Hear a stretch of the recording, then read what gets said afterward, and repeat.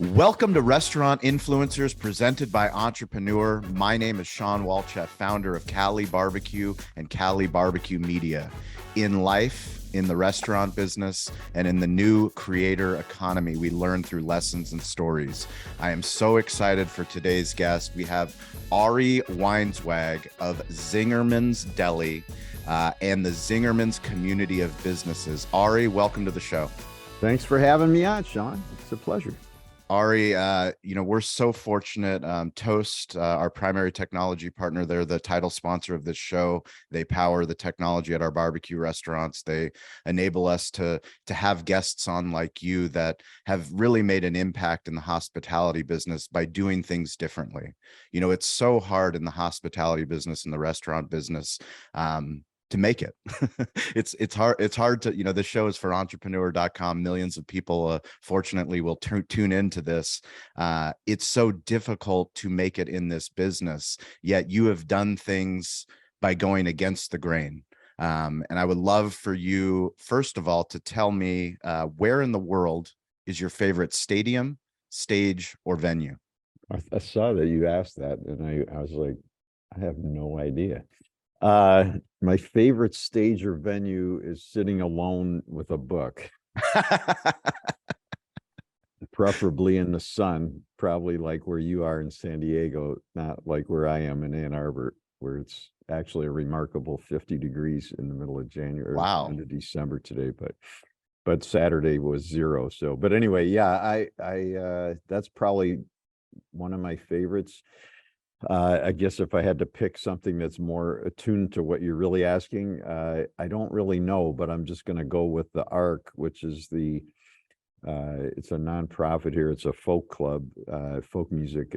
It's the longest continuously operating folk club in the country. It started in the 60s, and they've moved 4 or 5 times. It started in a church basement, but it's a really nice small venue for good music. Beautiful. So we're going to go to the ARC, and I know you've given keynotes all over the world. You've done them in Ann Arbor, 50,000 people. You've given it to Google. You're a highly sought after speaker, but we're going to go to this intimate ARC, and we're going to bring the best of the best. So the hospitality professionals that truly want to level up, they want to change the way that they do business, and by doing things differently, but we're going to give them you on center stage. But instead of telling us your backstory, which we will get into, I want you to tell us of your vision for the future. You've been in business for 40 years, since 1982. You've done incredible things across multiple verticals, but we're talking about the food business and training business and hospitality business. But what are your plans for the next 10 years for Zingerman's? Well, that's easy to answer because we already have our vision written conveniently for 2032. So if you were to ask me in a week, it would be 2023. I'd probably only be able to tell you 9 years. But so one of the big pieces of how we work is by writing a vision, and our sense of visioning, our beliefs about it. Our approach to it is very different. I didn't go to business school, but it's very different than the more typical business school vision statement, which is a little short 3 or 4 line thing, which I still am not quite able to discern the difference between that and a mission statement. I like mission statements. In fact, just by accident, ours is sitting over my shoulder on the wall up there. But as we do vision, it's the story of the future. Written from the inside out, so it's not a strategic plan. That's how you get to the vision. It's the story of how we want to exist, how we want to be present in the world, how we want to relate to each other, to the community around us, and how we hope the community relates to us, etc., at whatever point in time we pick. So we wrote ours for 2032. We use a very collaborative process. So we had already been working on it for about 1.5 years or 2 years, really. We were supposed to roll it out the last week of March 2020, after all this time of working. So it wouldn't have been shocking, because the way we work, everybody in the organization had seen multiple drafts by the time we would have got there. But still, it's important to go through the formal, here's the final one. And of course, that didn't happen.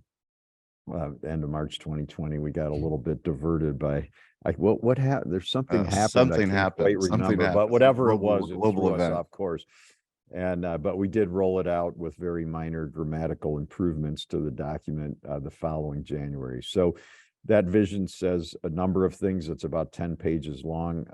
It's in the new pamphlet that I wrote, The Story of Visioning at Zingerman's, which came out a few months ago, if people are interested to see it. But anyway, in a synopsis, it outlines many things. We'll continue to get better at our food quality, continue to improve our service, that our service will not just, with all due respect to Toast, not just descend into data, but while we focus on using the data that we and you all and everybody wants to use, that we also go in the totally opposite other direction, which is kind of what you said, against the grain, by really focusing on the reality that every human being is unique, and that we want to treat each guest in a way that's appropriate for them on that day, and to really make it special service. It talks about our commitment to continue to open businesses only in this area. So we're very focused not to judge others, but very focused on only doing business in the community where we live.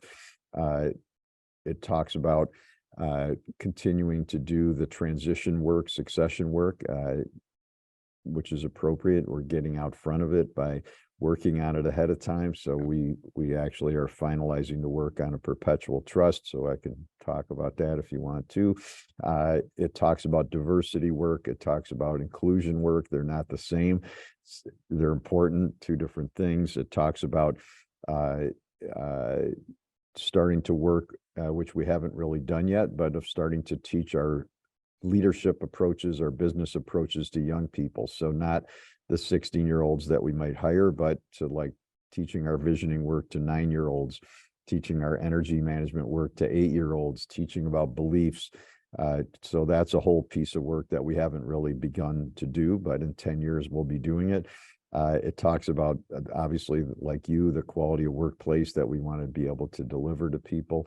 And then the last section is talks about love in the workplace, which if you would have told me in 1982 when we opened that I'd be writing about love in work, I would have laughed you out of the room. But I've come to believe that love is it's a natural byproduct of a healthy organizational ecosystem. That could be a family, it could be a nonprofit, it could be a band or a baseball team, and it could be a business. So when we're operating in harmony with nature, love is going to be present, and at the same time, each of us can choose to bring love to every interaction that we have. And it's not a made-up thing. I really have come to understand how much it does impact the food, it does impact the guest experience, it does impact the way we treat each other if we choose to do that. So there's more, but that's a good synopsis. Well, I love the fact that you lead with love and that you talk about love. We're in the hospitality business and the service business, and understanding how important it is that it takes a village. No matter, I'm recording this here in San Diego. We have restaurants here in San Diego. You're in Ann Arbor. I have New York City behind me. No matter where you are on earth, no matter where you consume this content, whether you listen on audio, whether you find it on YouTube, whether you find it on any of these platforms where it's available, the most beautiful thing about what you're talking about in your village, which is a big village in Ann Arbor, is these community of businesses, this ecosystem that you have built, centered around love and centered around leadership, of being open to discussing love. Can you bring us back to 1982 to the vision? Give people a little idea of your backstory of why how possibly did a historian get into the food business? Yeah, well, I don't know if I ever made it to being a historian, but I was a history major. Although you're still maybe working now, on it. Now I'm well, I don't know. It's a made up name, but so yes, I'm from Chicago. I came to Ann Arbor to go to school at University of Michigan, like so many people do. I studied Russian history, to your point, and also anarchism. U of M has the largest anarchist collection in the country, is in the graduate library, and I used to go up there and study. After graduating with my history degree, of course, there isn't anything you could do with a history degree except go get more degrees, which is what I was supposed to do, but I wasn't quite ready for that. Mostly, and we just talked about vision. When I graduated, I had no vision at all. I had only what David Whyte, Whyte, the poet and writer, whose books I would really recommend to people, calls the via negativa. it's where you're clueless about where you want to go, but you're really clear where you don't want to go. I knew I didn't want to go home. In order to not go home, I needed a job, and I had driven a taxi part-time, to pay my bills while I was in school, which was fine, but not that interesting. One of my college roommates was waiting tables at a restaurant in downtown Ann Arbor that's no longer there, but seemed like a good place to work. So I went in there and applied for a job as a server, which is what he was doing. They said they'd call me. I waited 2 weeks or so. They hadn't called me. So I was like, all right, I'm going to go back. I reapplied as a busboy. Once again, they said they'd call me. Clearly, the employment situation was quite different then than it is now. After another, 2 weeks, I was totally running out of money. So I went back and offered to do anything. They offered me a job washing dishes. I didn't know you weren't really supposed to want to wash dishes. So I just said, sure, all right, whatever. And that's how I got started. So I would love to tell you this like great story, like I hear from so many of my and your peers in the industry, that my mom was this incredible cook and we grew up surrounded by great food, and I loved food and cooking, and all these recipes are my mother's recipes. And from the time I was 10, I knew I was going to have my own place, but none of that is true at all. My mother was a good person and a teacher, but not a good cook. No one in my family was in business. So I don't even know you could go into business. It just didn't even enter my mind. That was an option. In fact, in hindsight, having studied and written about a whole book about beliefs, I had very negative beliefs about business. It mostly seemed to do bad things to people, and I didn't really have a lot of interest in it.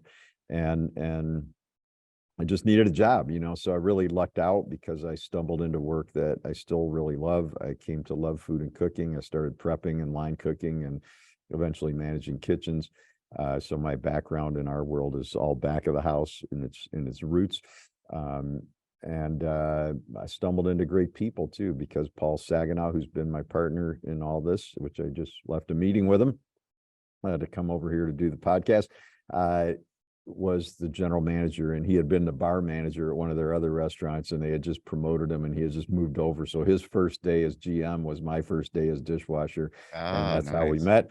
And then Frank Carollo, who retired 2 years ago, although he's still working at the Bakehouse, who was our partner at Zingerman's Bakehouse for 25 years, 28 years, was a line cook. And then Maggie Bayless, who we later, 10 years later, 15 years later, started Zing Train, which is our training business where I'm sitting right now, was a cocktail waitress. So why we were all in there together, I don't know, but we're now 40-something years that we've known each other and have a lot of love and respect, and we still like working together. So I feel incredibly fortunate for that. And I'll just say Paul relatively quickly changed my beliefs about business. So his dad was a dentist, but his grandfather had a business in Detroit where Paul had grown up, and he taught Paul what Paul taught me, which is that basically business is just a tool. It's neither good nor bad. It's the issue is what you do with it. So in the same way, you could take a hammer and hit somebody in the head and cause them grave harm, or you could take the identical hammer and build a house, whatever, through Habitat for Humanity. It's the same hammer. And that really helped quickly change my beliefs about business, and still really it's sort of a course, what I've come to call a core story of our organization, and it underlies still what we do. And now a quick break from restaurant influencers to share an exciting new offer from our sponsor, Atmosphere TV. Go to atmosphere.tv/BBQ to not only get Atmosphere TV for free, but also our audience is given the gift of $200 in ad credits, as well as free activation. Join more than 40,000 other venues who use Atmosphere TV by signing up with the code BBQ at atmosphere.tv/BBQ. Keep guests entertained with Atmosphere TV, because you have the ability to turn your promotions and your advertisements onto your television with this platform. The simple plug and play device lets you take control of the content on your screens. Keep guests entertained, engaged, and informed of real-time specials, career opportunities, and announcements that you can personalize within your own custom content dashboard. Tap into great channels such as America's Funniest Home Videos, Fashion, Throttle, Chive TV, Sports Highlights, Red Bull, Real Madrid, along with unbiased news and entertainment. There is something for everyone. Over 60 curated channels of short form, entertaining content to choose from right at your fingertips. They also have an incredible ad supported network that allows you to not only market within your four walls, but also locally or nationally if you desire. The platform gives you full control to dial in your marketing efforts. Please go and visit atmosphere.tv/BBQ and let them know Restaurant Influencers sent you.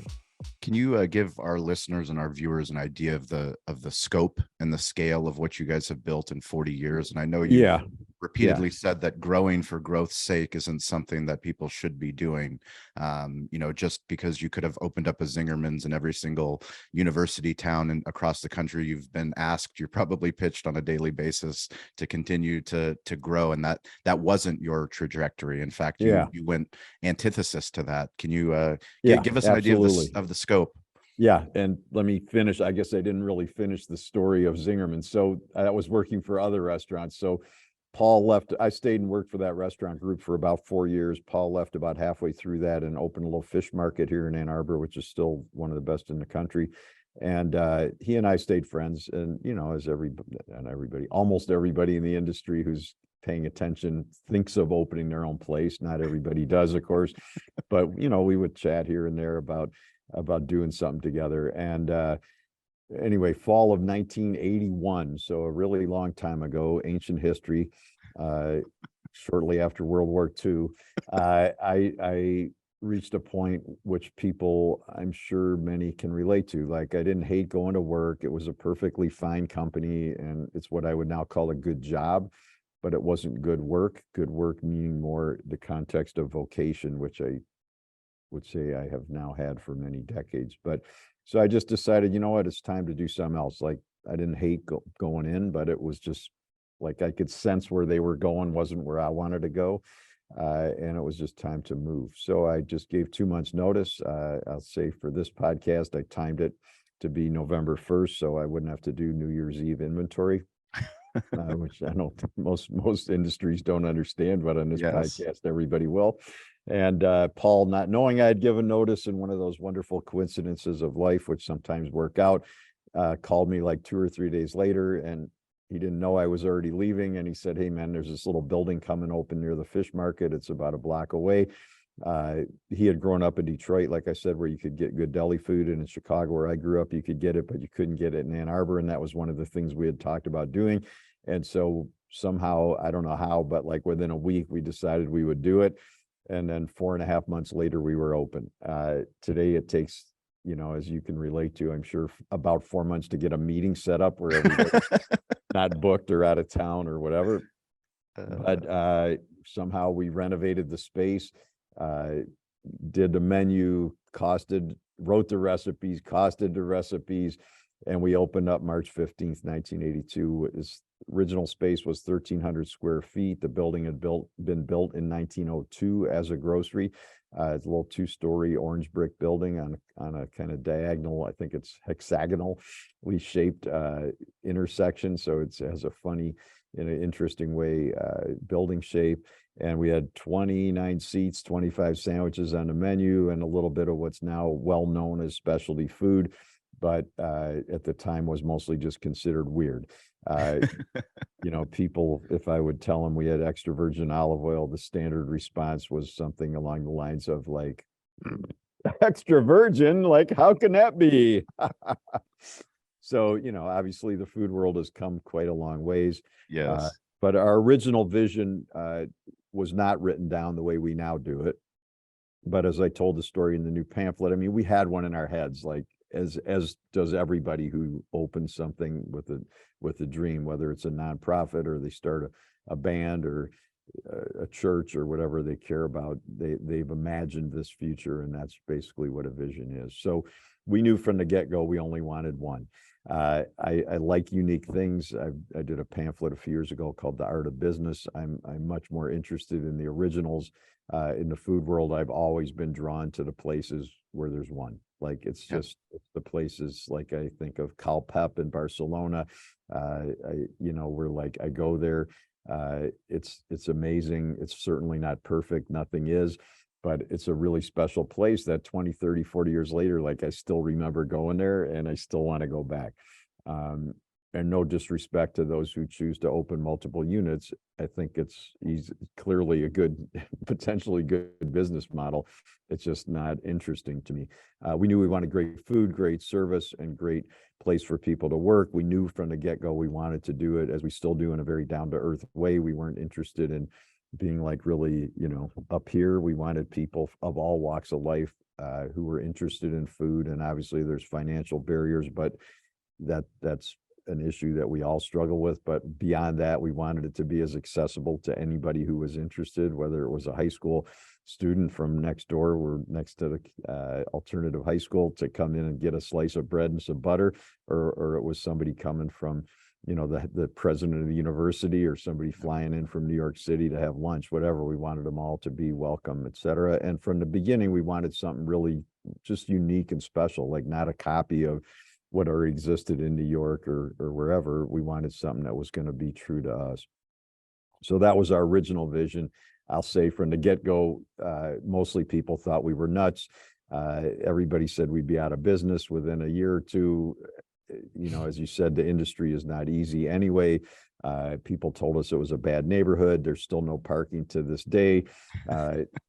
Many people listening will not be able to remember when they didn't have a map on their phone to help them navigate everything, but there's a lot of weird one-way streets, which made it very difficult for out-of-town people to find it, et cetera, et cetera. So, and then also we were doing a lot of weird stuff in the industry. Like now it's normal to have retail and restaurant in one space, but at the time it was almost unheard of. So people in either camp thought we were crazy for including the other. The retail camp and the restaurant camp. Yeah.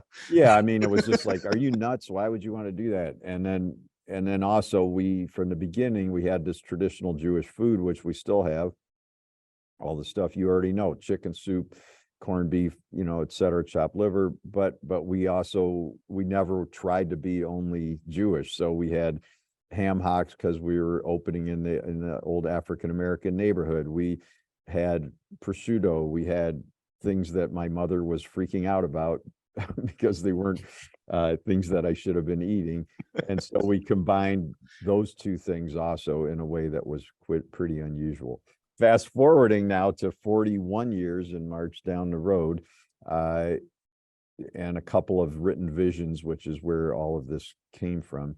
We have a series of businesses. You mentioned we call it Zingerman's Community of Businesses, all located here in the Ann Arbor area. We operate as one organization with these semi-autonomous pieces. So it wasn't just me and Paul investing in different operations, in quotes.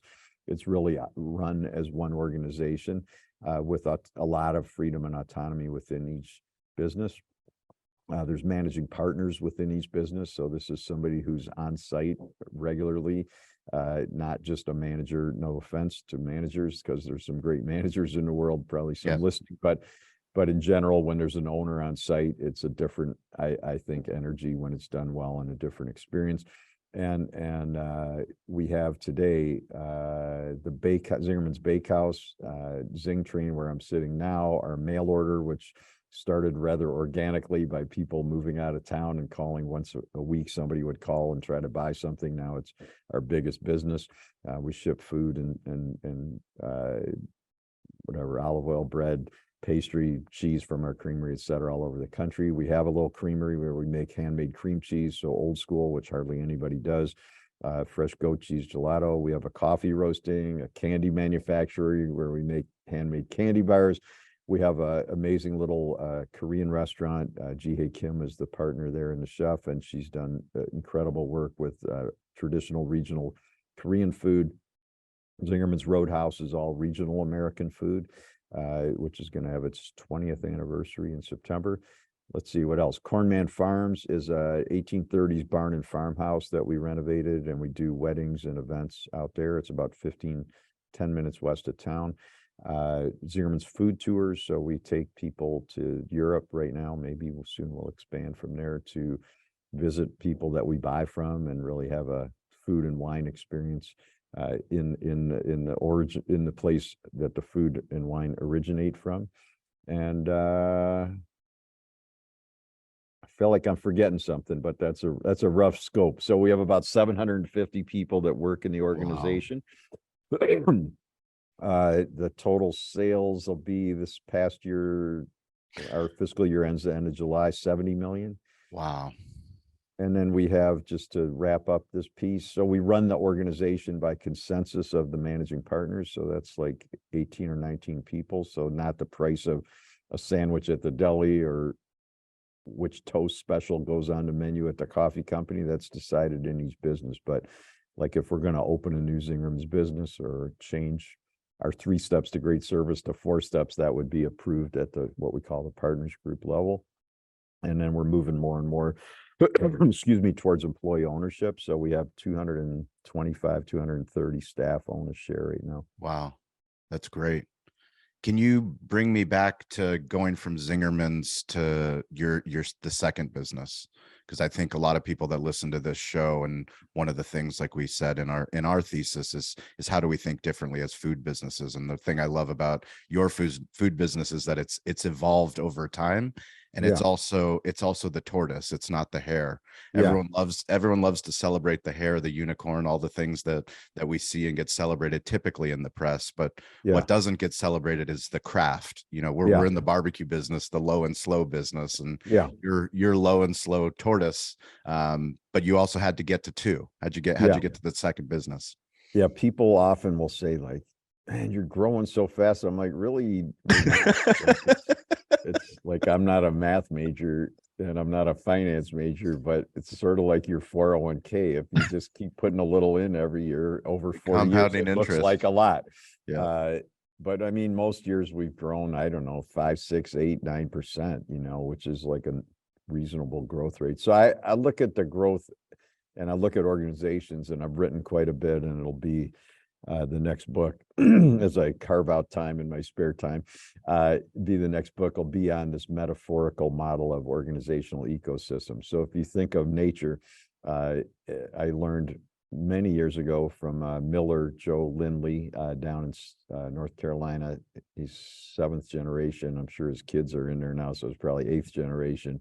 And I was walking around, we were buying some grain from him, and he goes, "One thing I learned, nothing good ever happens in a hurry." And I was like, you know, it's really true. And I obviously, on a tiny scale and from a mindfulness standpoint, and you know, there's beauty and joy in the butterfly landing on the leaf or whatever. But in terms of big things happening in nature in a hurry, they're all bad. It's a tornado, it's a hurricane, it's a flood, it's an earthquake.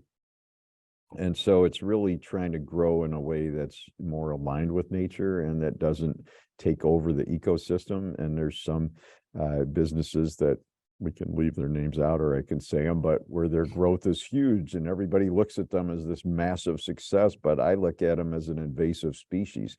Like the growth is super high.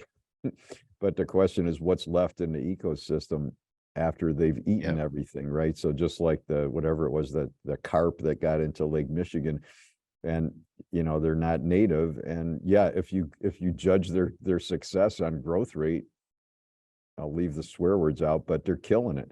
Yeah. Right. But if you look at what they're doing to the lake ecosystem, it's really not that great. And so the second business for us was the bakehouse.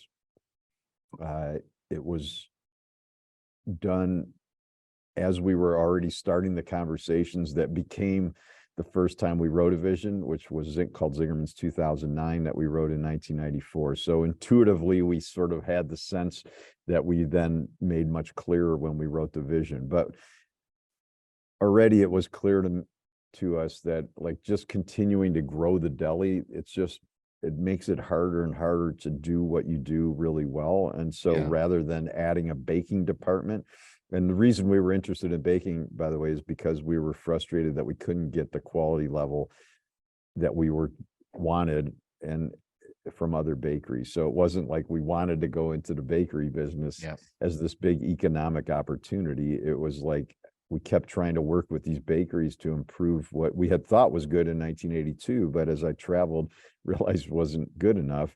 and they never would change really. And so eventually I just was like, screw it, we're going to open our own, and I don't know how, but we're going to figure this out. And so we set up the bakehouse as a separate business. And again, we wanted a partner in there. So Frank had been the line cook in the restaurant, been a partner in the fish market, whatever. And he agreed to, thankfully for all of us, to be the managing partner in there, and started to study baking.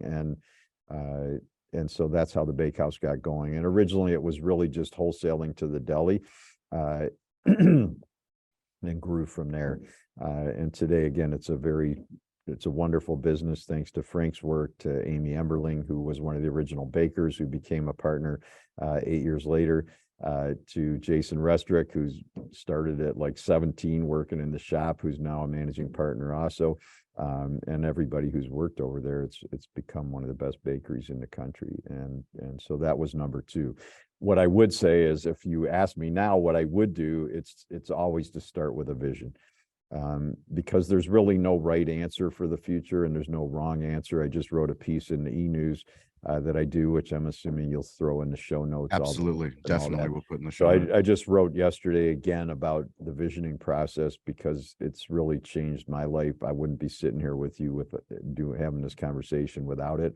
It's a very different, to your point about going in against the grain, it's a completely different way to work. It's a very inside out process. In other words, it's your art. It's not what you could do, it's what you want to do. Right. And so if you want to grow to be giant, awesome, do it, but do it because it feels right to you, and because it's how you believe you want to show up in the world. But just growing because your cousin grows and Elon Musk grew and the Wall Street Journal told you about some superstar growth business is not a great reason any more than letting your mother design your life for you.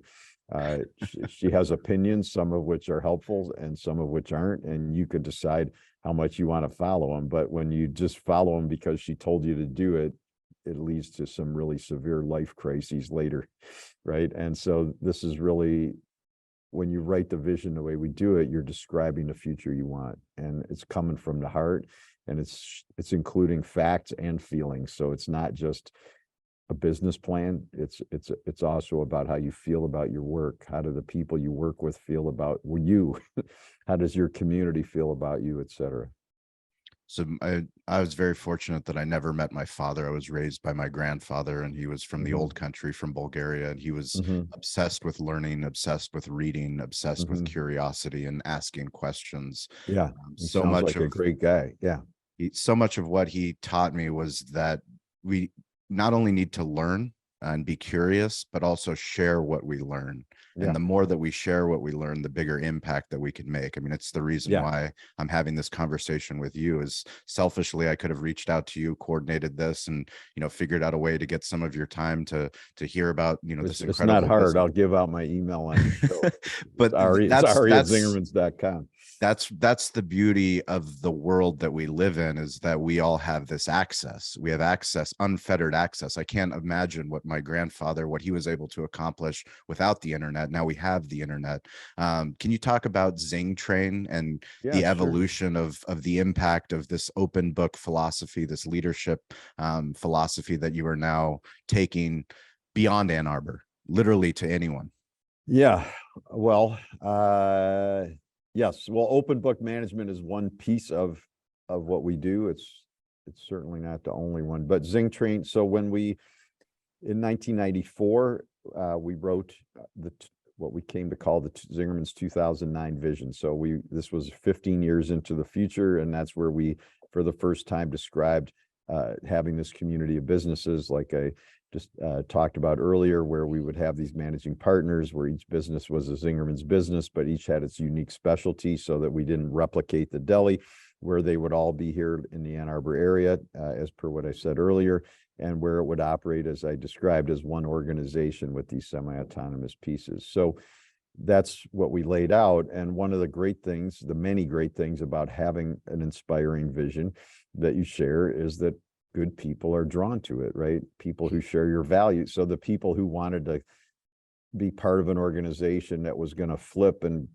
make millions of dollars on stock options would not be drawn to the vision we wrote, which is not a judgment of them, but it's just, it helps you to self-select, because if we didn't have that vision, it would be very easy to make up a story and somebody's, man, these guys are going to they're going to go crazy. I'm going to get in there. And then later they would be super frustrated with us because we weren't going to go public and they weren't going to flip and get all this money. But the good news is the people who share those values and share that vision, again, not good or bad, just the ones who share the vision of the future are drawn to it. So Maggie Bayless, I mentioned, had been a cocktail waitress at the restaurant when I started, when I was a line cook, and Paul was whatever managing. And she had been a German lit major from Oberlin College, which you'll appreciate. And then she had ended up here. Long story short, she decided later to go back, and she did get her MBA in Michigan, and she went to work at GM for long enough, as she says, to find out it wasn't where she wanted to work a couple of years. And she left there and went to work for a small consulting firm in town here, and it was equally dysfunctional. She learned just smaller. But the good news is, while she was there, she really became passionate about training. And so in the same way I'm passionate about the food, she became passionate about training systems. And so when we shared this 2009 vision, she came to me and Paul and she said, well, what about starting, you've written this vision for other Zingerman's businesses existing. What about making one of them a training business that will help to sort of solidify the training work, help to keep the training healthy within the organization, and then also we could offer it, sell it, et cetera, to the outside world. So that's really where ZingTrain started, was essentially her vision. It started in 1994, so we're coming up on 30 years of ZingTrain. And what we do through Zing, we don't really do consulting. What we do is training. To your grandfather's perspective, we're sharing what we do. So we certainly go off site and do it too, but the core of the work up until the pandemic at least was essentially people coming here for in-person seminars, and then it's evolved also to where we go off site. I was just in Arizona doing vision facilitation for a group there. And so I keynote and other people keynote and stuff at, like you said, in all those venues that people name. And essentially we're just teaching our approach to visioning, our approach to servant leadership, our approach to management, our approach to open book management that you talked about, et cetera. So it's really, again, a very special business. And again, Maggie's vision from the beginning was not to be this giant consulting firm and be the McKinsey of the food world and have, 7 floors in an office building. Not that that's bad. It's just her vision was to keep it in this kind of small, very special place. I'd love to talk about humility and hospitality in particular. In one of your pamphlets, you wrote about a quote from Mozart, and that the music is not in the notes, but in the silence in between. Yeah, I love it. So do I. Let's have a moment of silence. Yeah, I mean, humility. So in this ecosystem metaphor, which is probably another podcast in and of itself, which I'm happy to do. we have multiple shows. We can book you. I'm happy to do more. But anyway, I started to look at humility as what it actually, in this case, was an easy connection, because humility comes from humus, which is topsoil. So humility is like the topsoil of the organization. As it erodes, which is, by the way, happening in the real ecosystem too, through our human mismanagement. But as topsoil erodes, it's harder and harder to have health in the ecosystem. I mean, and eventually you get desertification. And that's what happens, I think, in organizations too. Humility is an essential ingredient. Everybody, you see, Patrick Lencioni's book on whatever it's called, Ideal Team Player, which is great, and he focuses on humble, hungry, and smart. I mean, it's a common theme. It's just missing. And then to your point about people are encouraged to have this massive growth, they're also getting the belief, getting the story told to them over and over that their success comes from fame, fortune, being on the cover of Fortune. And I'm not saying those are bad, and we all have egos. I have one too, and I like a compliment too. I mean, it's not like I don't care, but it's when we're coming from a place of humbleness, which is how I've come to look at it more than humility, which is they're essentially the same, but humbleness for me makes it more of a mindset, like mindfulness, rather than a characteristic or trait. It's a practice. But anyway, humbleness means that we're neither too high nor too low. So most people will know instinctively or from experience that humility, humbleness means we're not really full of ourselves, but it also means that we're not really down on ourselves. And both are equally important. And so it means that we're treating ourselves with dignity, that we honor who we are in our own imperfect reality of existence. And we remember it's never all about us. We're not that powerful. And it's tricky to do when we're in a world that promotes the people who are full of themselves. And that, but when ego becomes more important than the ecosystem, we're in trouble. And I don't, it's not hard to find that. I mean, I don't know, it was a year and a half ago, a friend of mine who is more connected in the political world than I am. And she's, this was in one of the worst, I would say, as a history person, times of American history politically. And she's like, if I were going to give a message to political leaders of both parties, what small businesses want, what should I tell them? And I'm like, okay, that's a fair question. Let me think about it. And I know my answer was not one she expected, but it was humility. That's what I want. Because if you had humbleness, a lot of problems go away. Russia doesn't invade Ukraine. Without getting into who one should vote for, you don't have January 6th. Racism goes away because nobody's better than anybody else. Patriarchy, whatever you want to call it, I'm not judging anybody, but it goes away because you're not better because you're X, Y, or Z, right? And you're not worse either. And so a lot of the problems that we're having go away, and the struggles of climate crisis, climate change goes away too, because we understand that we're only one small part of an ecosystem. We're not in charge. Yeah.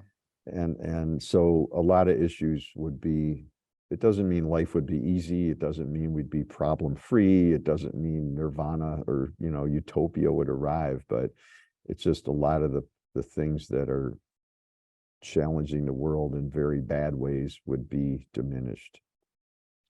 It's a great conversation, and I think of the juxtaposition of when I think of story and I think of our story. I'm a big fan of Cal Newport's "Be So Good They Can't Ignore You." So if you build a great foundation, eventually, they asked Steve Martin. It was based off of a quote. They asked Steve Martin how he became such a great comedian, and he said, "I'm going to tell you an answer that most people won't want to hear, and it's be so great they can't ignore you." And that gets to the craft, the craft of the artist, and you focus a lot on the artist and the businesses that you're creating.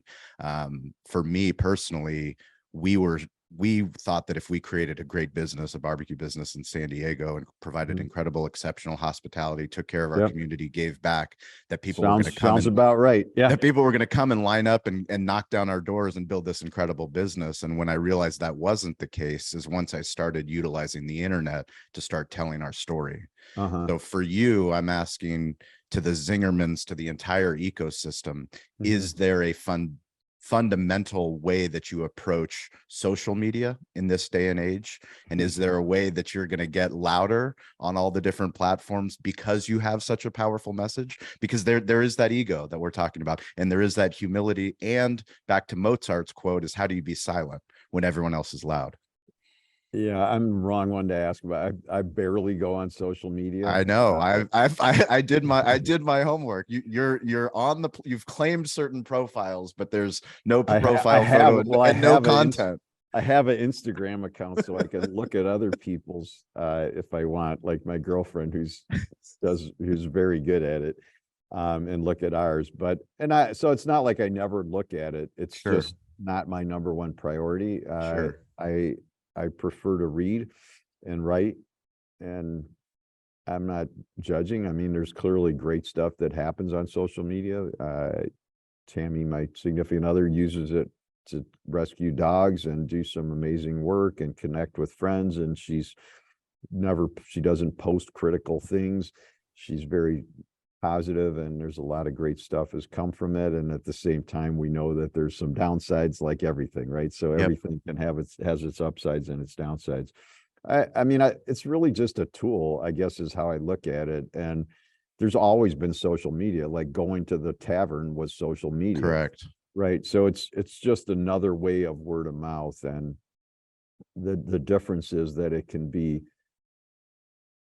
as an essay, you probably know, in part one of the book that I did called Natural Laws of Business. And one of them is that strengths lead to weaknesses. So Yes. whatever you're good at, will, if you follow the continuum along, inevitably by nature lead to what you're not good at. So we know that what's the upside of social media? Man, you can reach all kind of people so fast, and there's so, it's awesome. What's the downside? You could reach all kind of people so fast. And so I can't remember who I learned it from, and I apologize for not being able to give credit, but just that major technological changes, whether it's the printing press or the web, that it takes, I don't know, 10, 20 years, 30 years before the social implications are really felt. And it makes sense to me, and I'm not taking credit for making this up at all, but like, if you look at what's going on in the country right now, if you look at what's going on in the world, we're feeling the negative implications, and no one's come up with yet the ways to manage it more effectively. So I'm due to write a piece for the E-News about the ecosystem in our heads, because we all have one. Yeah. And just like in farming, like if you throw a lot of industrial waste on your soil, it's not going to go well. And so, I'm not saying I've never looked at something unproductive, but if one spends a lot of time with anger, violence, negativity, it's impossible for that not to reproduce within our inner ecosystem. And it doesn't make you a bad person. It's like, if what you eat is not good, not healthful, it's hard to be healthy. And I know there's like 1 in 100 or 1 in 1,000 that eats at McDonald's every day and smokes a pack of cigarettes and drinks whiskey all night, and they're still going fine, but it's not the norm. And so the more I'm surrounded in my ecosystem by, here's the books I'm carrying with me right now. Charles Eisenstein's book on sacred economics. My friends who I've never met, but through the upside of the web I know, which is Ebeli Toth and Dub Zane, are in Uganda and do some amazing work with anarchism and indigenous stuff. And we've connected over email, and it's awesome. I just emailed with them the other day. And I've got a book from Dr. Keltner on the good life. I just started reading, which is reaffirming all this, so it's just like who you put into your head, who you listen to, who you spend time with. And if I look at what's out there in the social ecosystem, and if I went to movies as a kid too, but if mostly you're seeing people killing each other, mostly you're seeing the opposite of humility, mostly you're seeing, and then with social media and all these algorithms, we know, like, it's not rocket science, and I'm not the expert in the least, but it's clearly just feeding you more of the same thing. So like, and even if I listen to some of it for 5 minutes, it's hard not to believe it. Like, I know it's not right.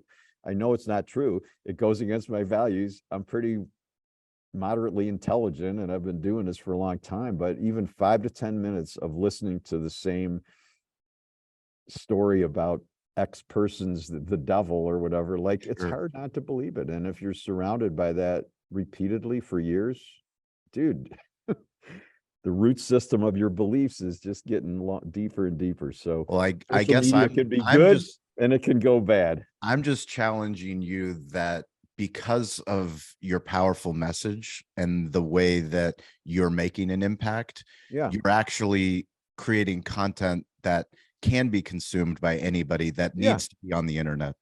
Just yeah, like you said, it's not on the internet. And the more that your message and the message of all the artisans within Ann Arbor and these ecosystems of yeah. businesses. We're out there. We could do better, but that's why I'm on your podcast. And as I guess I'm Maggie, just trying to inspire you to get on more platforms because I believe in the message. The more that I've read your work, the more that I've listened to you, the more that I know, the power. I believe in the power of the good of the internet. Obviously, yeah, yes, yeah, there's plenty of clearly, bad. yeah, But back to my grandfather, knowing that my grandfather was literally have to travel to a different village in Bulgaria because he yeah, read every book in that village. yeah, We don't have to do that if yeah, leaders like you have the courage to do the things that you're doing right now, which is come on this show, continue to give speeches, and yeah, repurpose words, images, videos onto the internet. yeah. Oh yeah, we're out there. I mean, I do this e-news every week. Please I've sign up. the e-news that will turn into a podcast, Well, you never know. I just, like you that'll said, I turn like to into a go the YouTube other channel. way. So like when everybody has one, Doesn't matter if everybody has one. well, it What does to matters me is you. because What matters is what you told me in the beginning was uniqueness.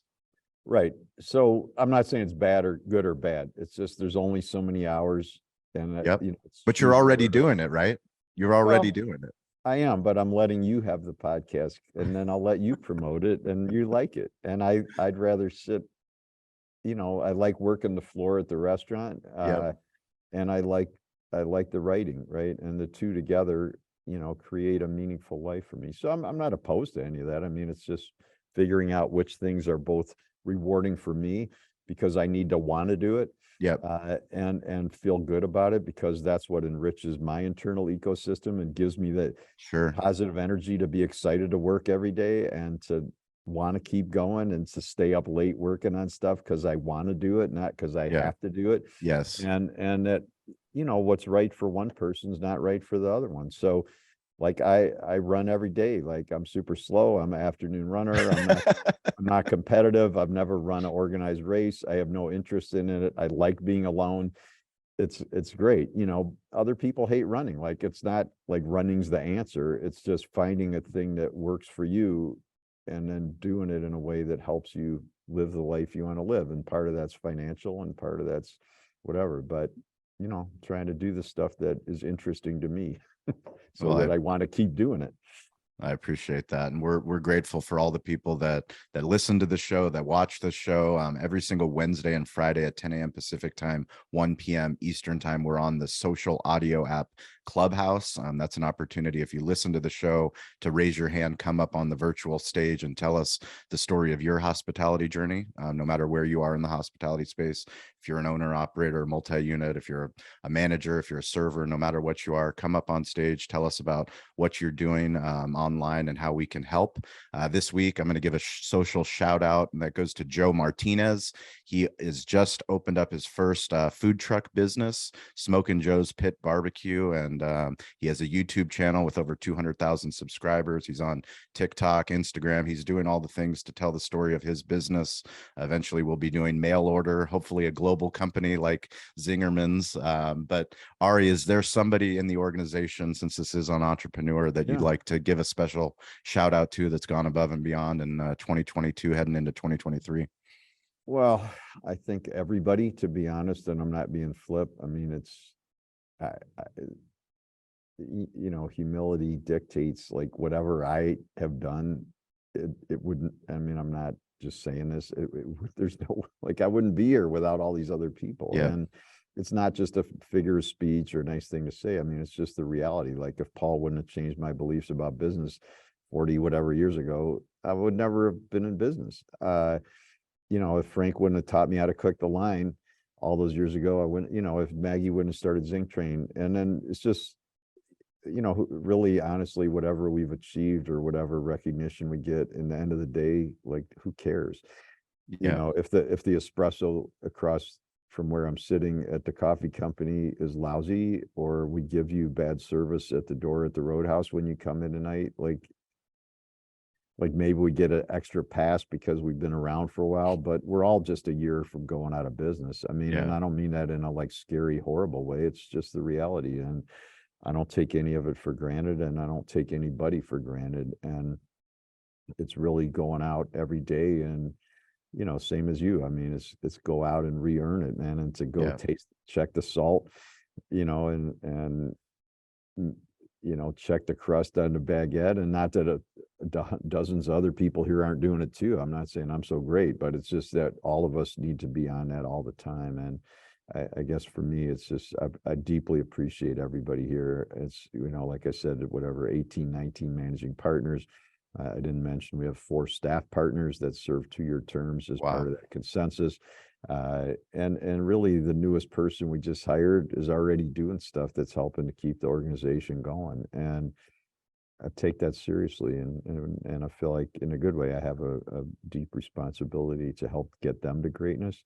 Because if they're all getting to greatness, the organization's going to be doing really great. So I'm So happy to read all 700 names, but I don't think you want to take up so the whole when somebody podcast. visits Ann Arbor and they go to Zingerman's for the first Yeah. time, what do they order?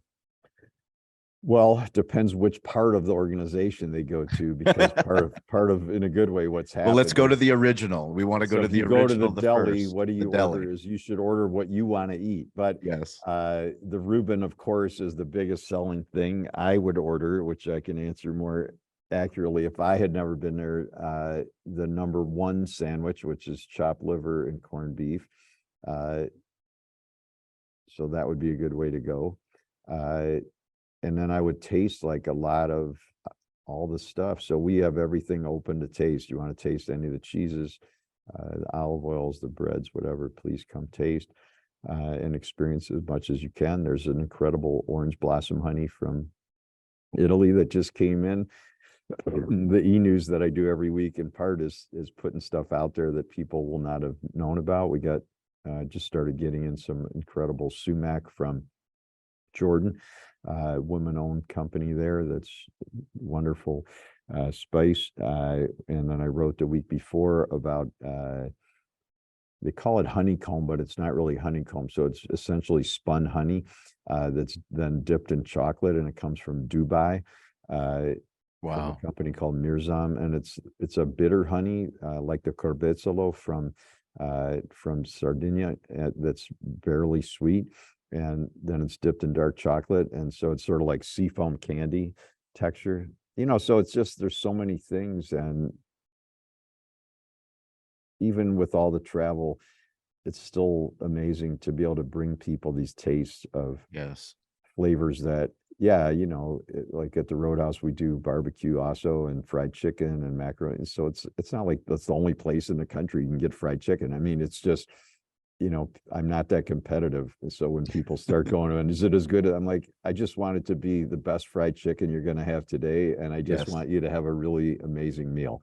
Right. And whether it's better than so-and-so's grandmother, like, whatever, it's not an issue because she's not here tonight and you're not at her house having her cook for you. So let's just make this a great dinner, and everybody's going to go home happy.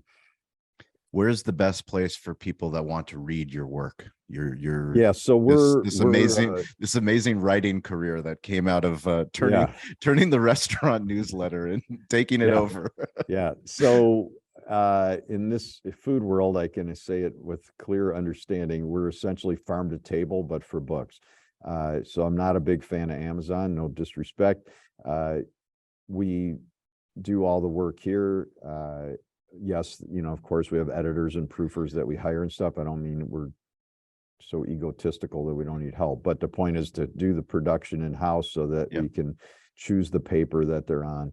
We choose where the line breaks go because it makes a difference in your reading experience. We choose the colors so that it fits the look we want, et cetera. And then we print them all here in town. And So the easiest place is zingermanspress.com or zingtrain.com, or if they're in town, they're in the businesses. And if I'm around, I'd be honored to sign them.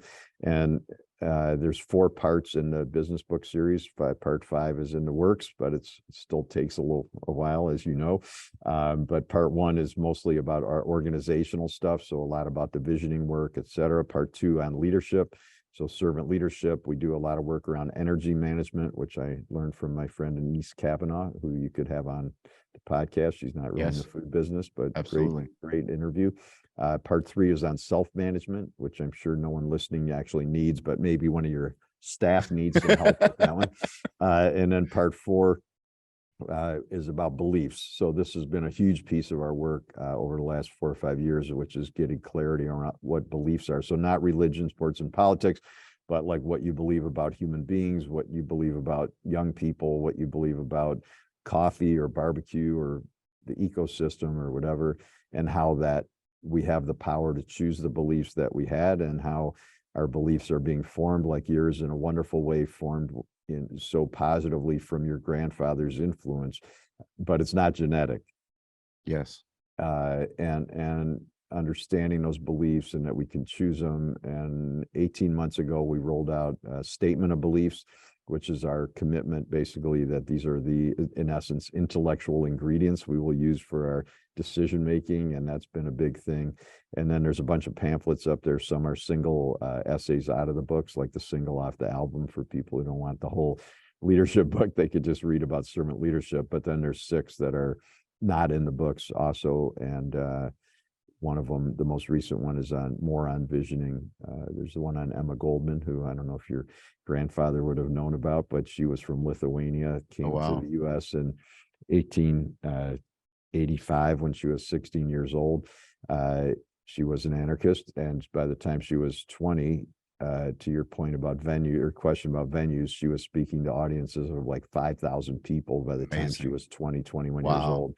And of course, she was like 5 feet tall. And if you think back to 1880 or 1890, I mean, if it was 5,000 people, it was 96% were men. So you have this 5 foot tall, 21-year-old woman talking to audiences of 5,000, 3,000, 6,000 men. Amazing. And J. Edgar Hoover called her the most dangerous woman in America, but I just think she was ahead of her time. So anyway, and then there's the one on humility. There's one on working through hard times, which was about getting through the pandemic. There's one on bottom line change, which is our organizational change process, or recipe, which I really recommend for people. And last but not least is the art of business one I mentioned, which is my belief that business and life are like music or art or poetry. And there you go. I love it. And then the e-news, you'll put the link in there, but people can sign up, and it comes out our time, 4:00 on Wednesday afternoons. I love it. Well, yeah, if you guys want to keep in touch with me, it's Shawn P. Walchef, ShawnPWalchef. We will put links in the show notes so you can connect with Ari, his writings, zingermans.com. Please go and check that out. You can find them on Instagram at Zingermans Deli. Ari, it's truly been an honor. Thank you for your humility. Thank you for your abundance of giving. For your leadership, for your willingness to share your vision, not just with us and our audience, but continuing to do it, making an impact, making Ann Arbor a place that is now circled on my destinations to come and visit, to see the magic in person. Direct flight on Delta, San Diego to Detroit. There we go. Any quotes that you're pondering? Any recent quotes that you're pondering?